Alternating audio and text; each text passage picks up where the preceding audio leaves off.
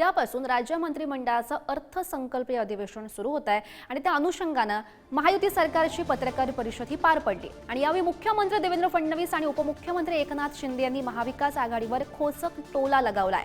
हम साथ साथ है अशी महाविकास आघाडीची स्थिती नाही अशी टीका मुख्यमंत्री देवेंद्र फडणवीस यांनी केली आहे। तर विरोधकांनी रडगाणं गाण्यापेक्षा आमच्यासोबत विकासाचं गाणं गावं अशी टिप्पणी सुद्धा एकनाथ शिंदे यांनी केली।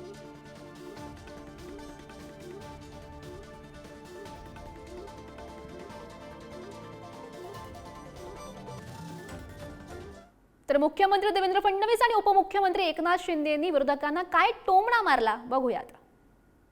बघितलं असेल की हम साथ साथ है अशी परिस्थिती काही तिथे दिसत नाही। हम आपके है कोण चालतीच परिस्थिती तिथे आहे, कारण काँग्रेस पोचलीच नाही। अर्थात जेवताना आली असं आम्हाला समजलं, पण वेळेवेळेपर्यंत काँग्रेस आली नाही।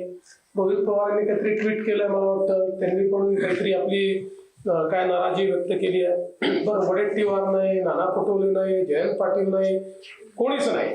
त्याच्यामुळे एकूणच हे कशा पद्धतीनं विरोधी पक्षाचं कामकाज चाललेलं आहे हे आपण बघितलं पाहिजे। सूड भावनेतून, द्वेष भावनेतून टीका केली तर त्याला देखील तसंच उत्तर दिलं जाईल, कारण शेवटी एक मर्यादा असते टॉलरेट करण्याची आणि प्रत्येकाची एक सहनशीलतेची क्षमता असते। त्यामुळे विकासाच्या बद्दल बोलावं, राज्याचा विकास सुरू आहे, विकासामध्ये त्यांनी सहभागी व्हावं, तेच रडगाणं गाण्यापेक्षा आमच्यासोबत विकास गाणं गावं, आम्ही त्यांचं स्वागत करू।